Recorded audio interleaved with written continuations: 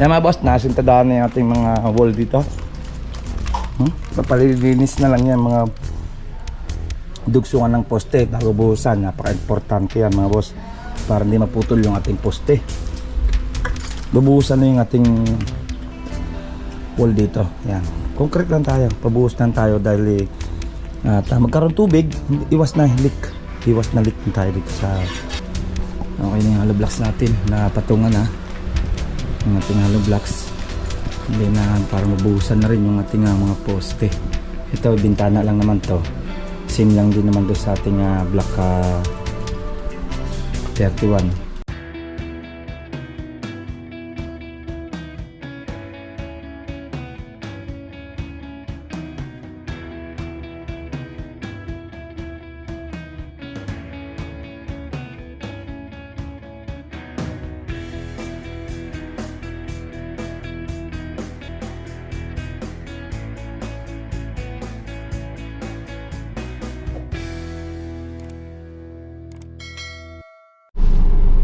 Ayan mga boss, at good morning at welcome back ulit sa ating YouTube channel and din sa ating Facebook page.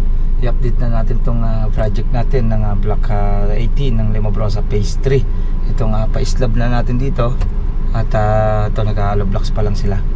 At ngayong week tingnan natin kung malalagyan na natin forma para sa ating mga abang sa bakal, and then yung beam pakakat pa natin sa may dating unit para lumabas yung dating bakal. Okay, tara, samahan niyo ako at check na natin. Let's go. Yan mga boss, nasintadaan na yung ating mga wall dito. Papalilinis na lang yan mga dugsungan ng poste bago buhusan. Napaka-importante yan mga boss, para hindi maputol yung ating poste. Bubuhusan na yung ating wall dito. Yan, concrete lang tayo, pabuhos lang tayo dahil magkaroon tubig, iwas na leak tayo dito sa ating okay. Ayan. May bakal din tayo nilagay dyan. Ayan, katabusan lang. Ayan. Ayan nga boss, at hinukay na natin yung dito, lalagyan natin ng wall. Kumbaga ayan, may beam na tayo kinabit din dyan, and then kuklose na rin natin to para makasabay na. Hinintay lang naman natin ma-final yung wall dito, dahil yung wall dito iba. Pagdating doon, may wall ka doon, dito pa yung pinto nya. Ngayon ito na yung pinto nya, isang diretso na lang din, may bintana dito.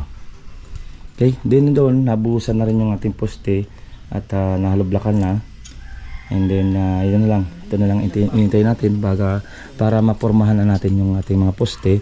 And then may start na natin yung ating dito, yung ating slab na abang lang sa second floor. Pa-slab lang tama boss, abang lang sa second floor natin.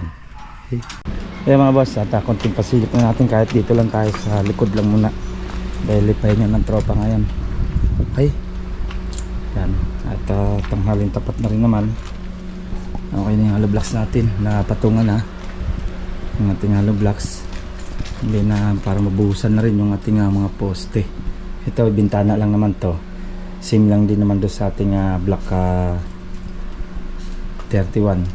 Hindi kasi sagad meron kasi dito yan mga boss, meron tayo dito lababo. Yan, dito yung kanilang kalan at tamang-tama lang kanyang bintana. Okay, yan no, and then yung nabuhusan na natin, ayan na, okay na rin naman siya yung nabuhusan natin na concrete dito. Yan, puro na lang tayo, sintada. Then kukuha natin yung level ng flooring dating unit para makuha na natin yan dyan kung hanggang saan yung ating hollow blocks, din na yung ating bakal. Okay, ano, at tayo na pag hindi ngayong week, next week may na to, forma na to. Papatag na lang muna natin para maganda yung lalapatan ng ating mga forma. Hintayin natin mabuhusan yan mga poste. Okay,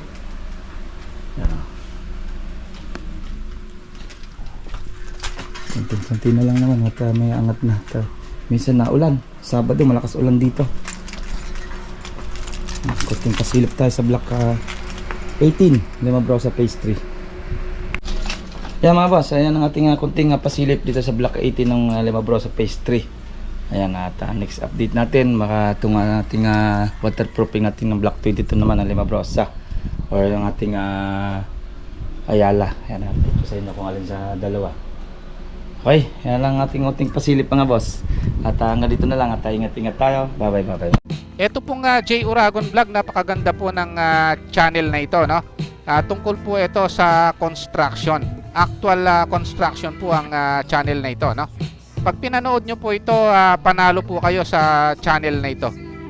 Napakaganda po ng mga video niya. Lalo na pong magaganda, no, yung mga iba't ibang design niya. Kakaiba po yung mga iba't ibang design niya sa mga kisame. Subukan nyo po panoorin J. Uragon Vlog na ito. Matutuwa po kayo pag pinanood nyo po yung mga video niya. Maraming salamat po.